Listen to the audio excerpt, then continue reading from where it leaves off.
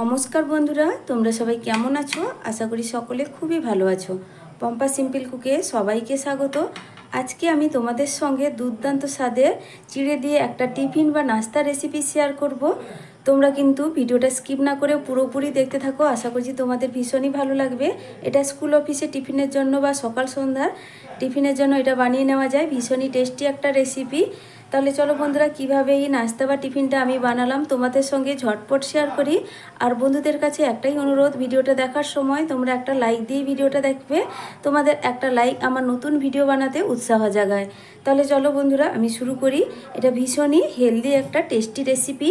তো বন্ধুরা, এই রেসিপিটি বানানোর জন্য প্রথমে নিয়েছি একটা বড় সাইজের বাটি। আর এই বাটির মধ্যে আমি দিয়ে দেব মাঝারি সাইজের এক বাটির চিড়ে। তবে এখানে চিড়েটা আমি মোটা চিড়ে ব্যবহার করছি, তো আমার হাতের কাছে যেটা ছিল সেটাই আমি ব্যবহার করছি। তোমরা চাইলে এর জায়গায় পাতলা চিড়েটা ব্যবহার করতে পারো, আর পরিমাণটা কিন্তু তোমরা বাড়িয়ে কমিয়ে নিতে পারো।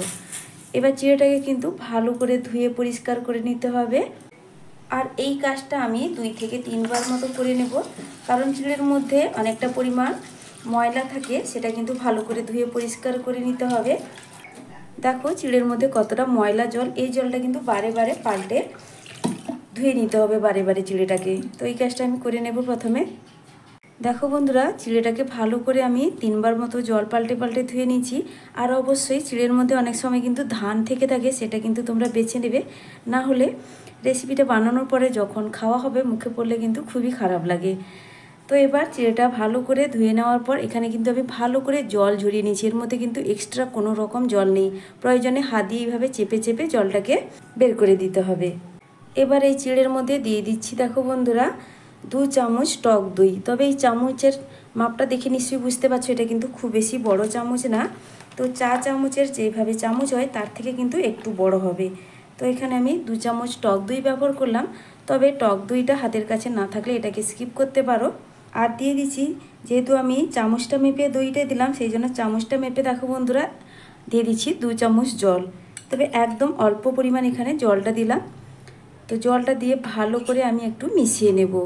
তবে দইটা না দিতে চাইলে শুধু জল দিয়েও একটু এইভাবে মিশিয়ে নেবে। তবে জলের পরিমাণটা কিন্তু 4 চামচ থেকে 5 চামচের বেশি লাগবে না এখানে। আর দইটা দিলে ভীষণই ভালো একটা টেস্ট আসে, তার জন্যই দইটা আমি দিলাম।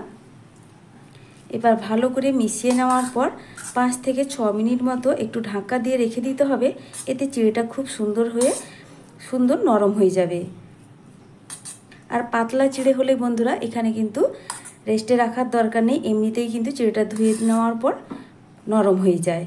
এবার আমি ঢাকাটা দিয়ে দিলাম 4 থেকে 5 মিনিটের জন্য। 5 মিনিটের পর এবার আমি ঢাকনাটা সরিয়ে নিলাম। এবার দেখো বন্ধুরা, চিড়েটা কিন্তু একদম নরম হয়ে গেছে। 5 মিনিট রেখে দিলেই খুব সুন্দরভাবে কিন্তু এইভাবে নরম হয়ে যাবে। এবার দেখো এর মধ্যে আমি আর বাদবাকি কিছু উপকরণ নিয়ে নেব। তো উপকরণের মধ্যে কিছু সবজি আমি নিয়েছি, যেগুলো আমার হাতের কাছে ছিল। তো সবজির মধ্যে দেখো নিয়েছি একটা কুচনো পেঁয়াজ,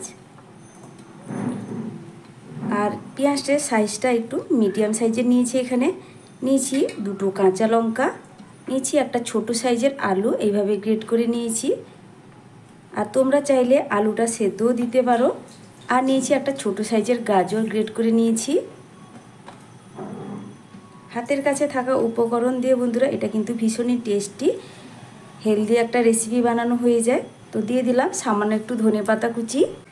আর এখানে দিয়ে দিচ্ছি সেই একই চামচের 2 চামচ ময়দা। তবে এখানে আমি ময়দা ব্যবহার করলাম বন্ধুরা, তোমরা চাইলে এখানে বেসনেরও ব্যবহার করতে পারো কিংবা আটারও ব্যবহার করতে পারো। এখানে আমি 2 চামচই ব্যবহার করলাম। তো তোমরা একটু দেখে নিবে পরিমাণটা কতটুকু লাগছে। দিয়ে দিচ্ছি স্বাদ মতো লবণ। 4 চামচের হাফ চামচ দিয়ে দিচ্ছি ভাজা জিরের গুঁড়ো। আর একটু ঝাল ঝাল বানাতে চাইছি, তার জন্য দিয়ে দিচ্ছি লঙ্কার গুঁড়ো হাফ চা চামচ। তবে লঙ্কার গুঁড়োটা তোমরা স্কিপ করতে পারো, এখানে শুধুমাত্র কাঁচা লঙ্কা দিয়েও বানানো যায়। আর চিলি ফ্লেক্স চাইলে চিলি ফ্লেক্সটাও দিয়ে দিতে পারো। দিয়ে দিচ্ছি 4 চামচের হাফ চামচ চিনি। আর দেখো বন্ধুরা, সবশেষে দিয়ে দিচ্ছি আমি এখানে নিয়েছি চিনে বাদাম। তো সামান্য কিছুটা চিনে বাদাম একটু শিলে হালকা এইভাবে ভেঙে নিয়েছি। আর চিনে বাদামটা দিলে এটা কিন্তু ভীষণই টেস্টি হয়, খেতে খুবই ভালো লাগে। তবে হাতের কাছে চিনে বাদাম থাকলে অবশ্যই বন্ধুরা দেওয়ার চেষ্টা করবে। তো চিনে বাদামটা খুবই ভালো লাগে, তার জন্যই দিলাম। এবার ভালো করে হাত দিয়ে আমি এটাকে মেখে নেব আর একটা ডোর মতো করে রেডি করতে হবে। তো এখানে মাখানোর সময় যদি প্রয়োজন মনে হয় হালকা একটু জলের ছিটা কিন্তু দিতে হবে, যেহেতু চিড়েটা ভিজে যাওয়ার পর একদম শুকনো হয়ে গেছিলো। তো আমি আগে ভালো করে মাখিয়ে দেখি জলের প্রয়োজন হলে অবশ্যই একটু দিতে হবে। আর বন্ধুরা এখানে আমি দিয়ে দিচ্ছি, তো আমার মাখানোর সময় আমি কিন্তু ভুলে গেছিলাম এটা দিতে, তো আমার হাতের কাছে কিন্তু এই তিলটা ছিল, তো আমি এখানে 1 চামচ সাদা তিল ব্যবহার করছি। তো হাতের কাছে থাকার জন্য এখানে ব্যবহার করলাম, তোমরা চাইলে এটাকে স্কিপ করতে পারো, তবে দিলে দেখতেও ভালো লাগবে আর খেতেও কিন্তু খুবই ভালো লাগবে। এবার তিলটা দেওয়ার পর ভালো করে আবারও মিশিয়ে নেব। তবে যতদূর সম্ভব এখানে কিন্তু আমার আর এক্সট্রা জলের ব্যবহার করতে হবে না। তো বন্ধুরা খুব সুন্দর করে কিন্তু একটা ডোর মতো করে আমার এখানে এটা রেডি হয়ে গেছে।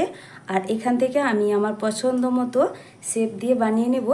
তবে শেপটা কিন্তু যে যার পছন্দ মতো করে বানিয়ে নেবে। আমি কিন্তু আমার পছন্দ মতো একটা শেপ দিয়ে দিচ্ছি।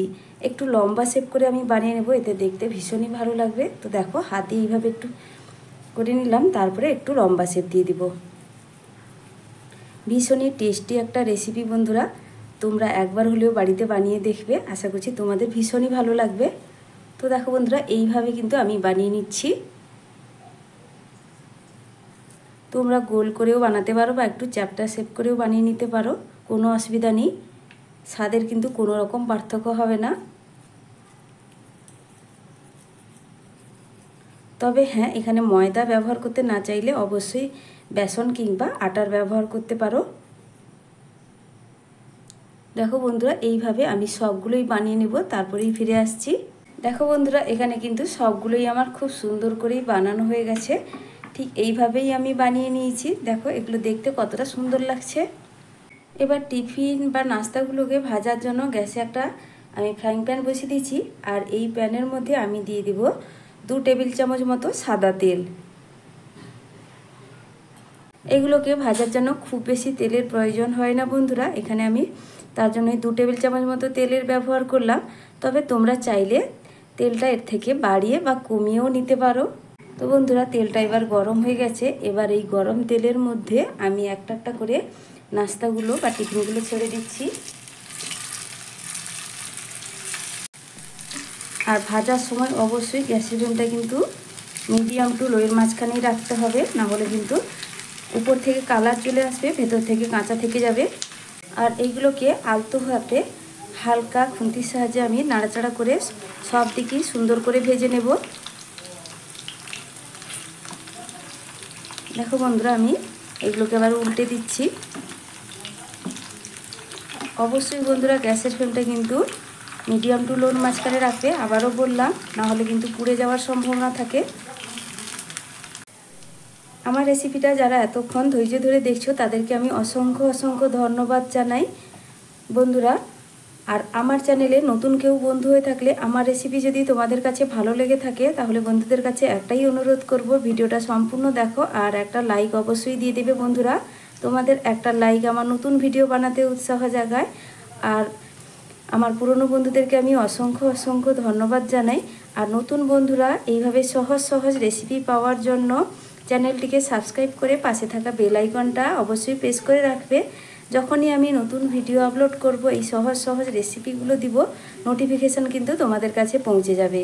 তো আমার সাথে থেকো, পাশে থেকো বন্ধুরা। দেখো সবগুলোই কিন্তু উল্টে পাল্টে আমি চারদিকেই লালচে করে ভেজে নিচ্ছি। এইভাবে ঘুরিয়ে ঘুরিয়ে কিন্তু সব দিকটা সমান করেই ভেজে নিতে হবে। এটা ভীষণই টেস্টি একটা নাস্তা রেসিপি তোমাদের সঙ্গে আজকে শেয়ার করছি বন্ধুরা, তোমরা পুরোপুরি দেখো, আশা করছি খুবই ভালো লাগবে। এগুলো এখন কিন্তু খুব সুন্দর করেই ভাজা হয়ে গেছে। দেখো বন্ধুরা আমি কিন্তু এইভাবে ঘুরিয়ে ঘুরিয়ে চারদিকেই সমান করে সুন্দর একটা কালার করে ভেজে নিয়েছি। এবার আমি এগুলোকে তুলে নিচ্ছি তেল ঝরিয়ে। আর একইভাবে বাকি যে কটা আছেও আমি ভেজে নেব, তারপরেই তোমাদের কাছে ফিরে আসছি। দেখো বন্ধুরা সব টিফিনগুলো বা নাস্তাগুলো ভেজে নেওয়ার পর আমি একটা প্লেটের মধ্যে নিয়ে নিচ্ছি। এগুলো দেখতে কতটা সুন্দর লাগছে ভাজার পরে, দেখো কতটা লোভনীয় হয়েছে দেখতে। আমি একটা টিফিন তোমাদের ভেঙেও দেখাচ্ছি। দেখো ভেতর থেকে কতটা সুন্দর আর ভীষণই টেস্টি হয় খেতে বন্ধুরা। একবার হলেও বাড়িতে অবশ্যই ট্রাই করবে, অনুরোধ রইল। আর ভালো লাগলে আমাকে অবশ্যই একটা কমেন্ট করে জানাতে ভুলবে না বন্ধুরা।